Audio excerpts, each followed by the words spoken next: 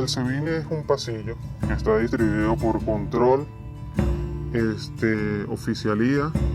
Hay una curva, que esa curva es un punto ciego porque hay muchas cámaras por ese punto no tiene cámara, que es donde hacen la mayoría de las torturas de los presos comunes. Y en esa misma curva hay un baño, que todo el mundo le decía el bañito, que en ese bañito también ahí metían a presos con el pulpo, y dejaban a un preso ahí 3, 4, 5 días sin bañarse, sin darle, hasta incluso sin comida, sin agua. En ese lugar para los presos comunes, que son los que viven torturas mucho más fuertes. Habían algunas celdas que tenían escasas ventanas y como quedaban por debajo de las brigadas, en las brigadas se escuchaban cualquier tipo de tortura. De gritos, de decir por favor, Dios, ya no me golpees más, de escuchar a los funcionarios usar sus armas para intimidar a los presos. Se escuchaban el ruido, las chispas que hacen los testers, los aparatos eléctricos para torturar. Incluso en la celda de las femeninas, quedaba, creo que justamente arriba de la celda de las femeninas quedaba la Brigada 2. Ahí claramente se escuchó la violación de una presa. Esa celda está situada justo debajo de una brigada. En las brigadas se llevan a cabo las investigaciones. Esta brigada se dedica a crimen organizado. Entonces allá llegan toda la gente de bandas y los torturan justo encima de nosotras. La separación entre la placa, que es una placa, lo que aquí se llama los aceros, y las ventanas es de más o menos 10 centímetros. Una persona habla por teléfono arriba y nosotros la escuchamos. Nosotras nos levantábamos a las 3 de la mañana escuchando corrientazos, escuchando gente gritar, escuchando personas siendo mojadas para que la corriente, o sea, le daban el primer corrientazo seco y el segundo ya se lo daban mojado. Escuchábamos cómo le ponían las bolsas, el tape, porque le ponen tape alrededor del cuello para que la bolsa fije y dejan un espacio por donde ponen matamoscas o matacucarachas y cierran la bolsa. Entonces la gente cuando agarra la bocanada de aire, que se escucha perfectamente, lo que traga es flijes, la cuestión esta. Y por supuesto se escuchan las arcadas, gente que se vomita, gente que grita, gente que la golpea, las preguntas que les hacen los funcionarios. Llegamos a escuchar incluso una violación de una muchacha que entró por el asesinato de un funcionario. Y las palabras del funcionario yo nunca las voy a olvidar. Le dijo, ahora volteate que te toca. Yo particularmente me tuve que salir de la habitación e irme hacia la cocina porque no podía seguir escuchando eso. Eso fue toda la noche. Torturas y torturas y torturas contra 3 muchachas que venían de ese caso. A ella la maltrataron muy fuerte, a una de ellas que ni siquiera la presentaron, estuvo detenida secuestrada. Ella la quemaron los senos, me consta porque yo soy paramédico y me tocó curarla. Los senos, el entrepiernas, la acusaron con que le iban a meter un palo de escoba por sus partes íntimas. No sé si lo hicieron, creo que no, porque no vi nada de esto, pero sí, las quemadas de cuerpo, las axilas, la espalda, los senos, las entrepiernas, ese aparato que usan ellos para chocar que tienen con electricidad, bueno, con eso le daba a la muchacha y a ella la maltrataron mucho. A una que se quedó allá cuando logré mi libertad,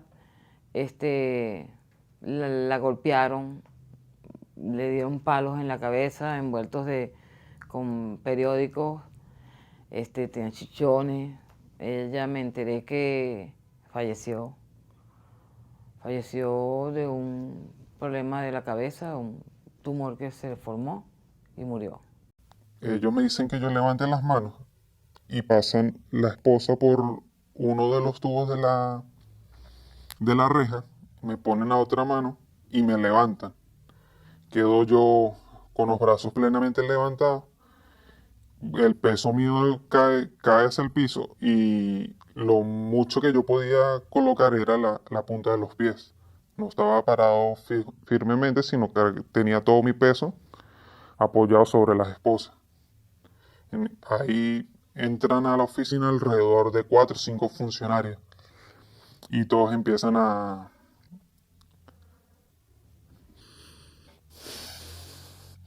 perdón,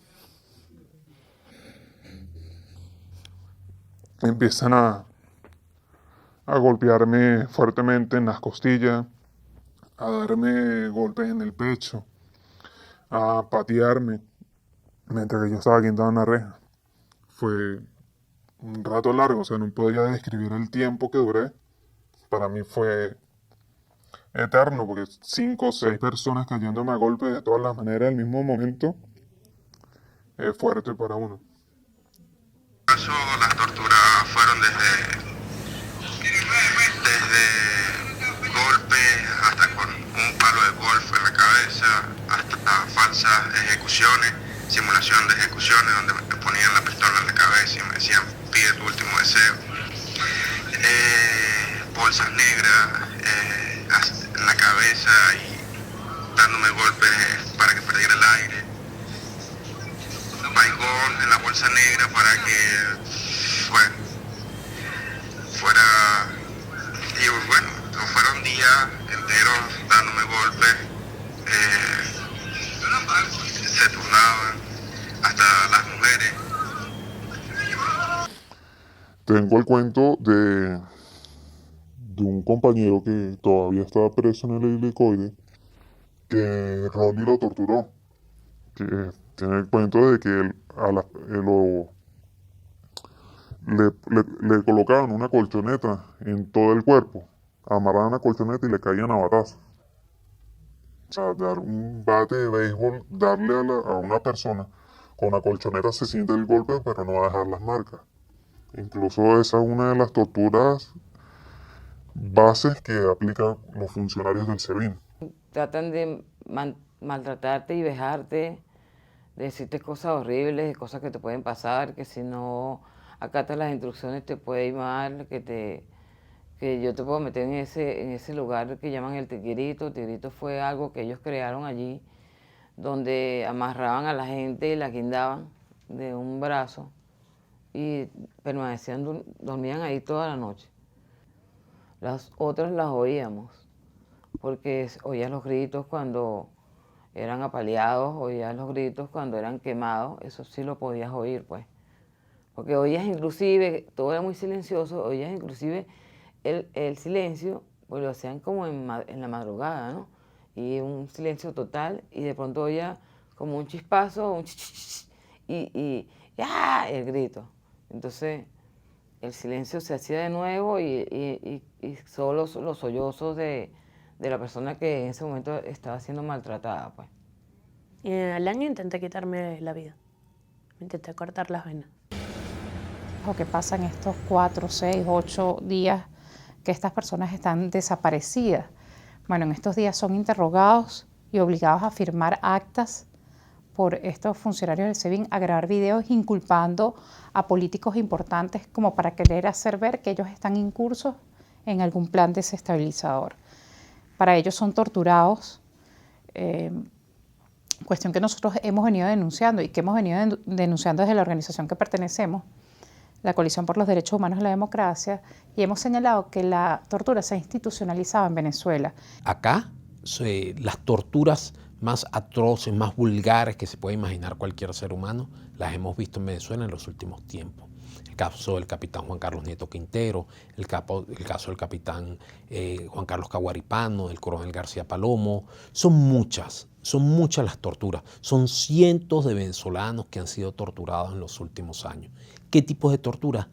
Las más salvajes que te puedas imaginar. Desde el desprendimiento de un testículo hasta el cortarte la planta del pie, la fractura, la parte del craneal. O sea, son muchas las heridas por las esposas, los golpes, lo que se conoce como colocar las bolsas. Es algo común cada vez que se presenta en los tribunales.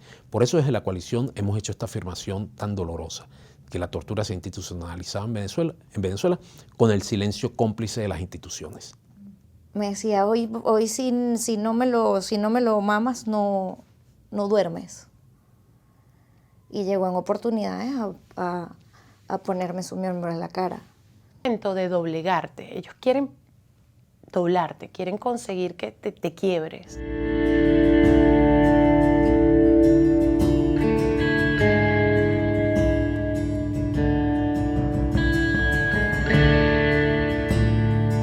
Es un sitio de reclusión terrible porque es estar enterrado vivo. La tumba se lo pusieron los mismos funcionarios policiales que tenían a estas personas recluidas allí.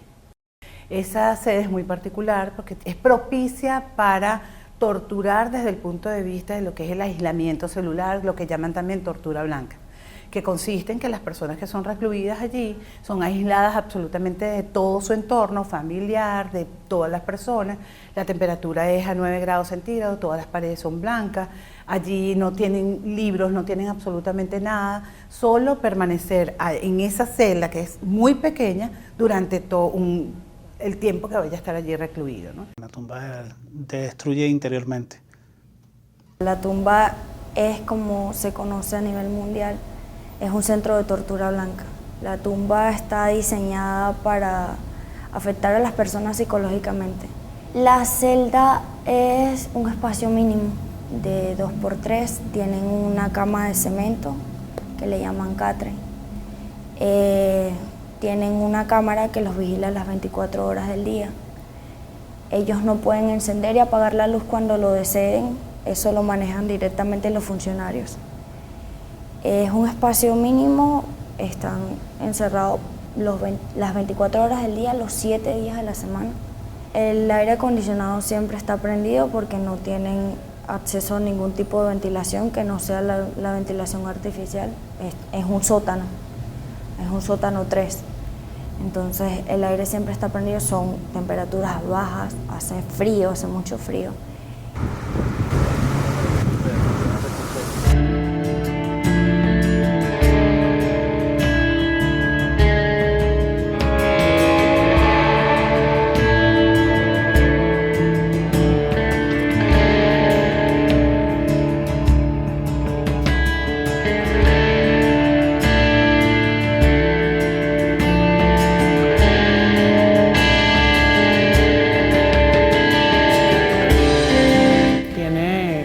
Alrededor de 3 metros cuadrados, tiene un lugar, o sea, una zona que sería como el baño, porque eso al parecer es un baño.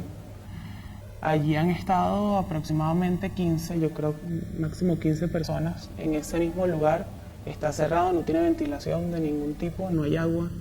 En todo el setting de por sí el agua no llega directamente. El pulpo es esta especie como de un cinturón que se lo colocan a las personas acá en la cintura y tiene cadenas que también las manos y los pies y está amarrado, lo pegan a una argolla en la pared, entonces la persona queda completamente inmovilizada.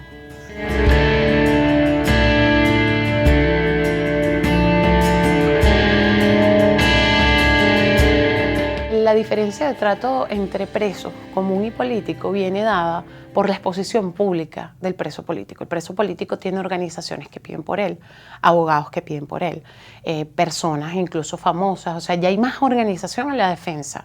No exime esto de que los golpeen. Yo vi llegar al general Vivas totalmente destrozado, bañado en sangre. Yo pensaba que era un recogelata, porque no lograba verle ni siquiera la cara de los golpes que le habían dado. Pero normalmente, sobre todo en el SEBIN, que es la policía política, tratan de ser un poquito más respetuosos en el aspecto físico con el preso político. El preso común no tiene esa defensa. El preso común la mayoría son personas humildes, personas que ellos saben que no van a denunciar, o sea, un malandro, una persona que se ha dedicado toda su vida a delinquir, no va a ir a llorar a ningún sitio porque lo golpearon durante 2 meses, 3 meses. Entonces ellos aprovechan eso para descargar mucho el sadismo. El tema con los presos comunes de repente varía con la tortura de ellos mucho más fuerte que hacia los presos políticos, porque nosotros los presos políticos ingeniamos la manera de sacar y hacer públicas las denuncias de tortura que aplican hacia nosotros. ¿Y quién iba a ser la voz de los presos comunes? Cuando llegas, juegan con tu desesperación y quieres la visita, bueno, se juega el cuánto hay para eso.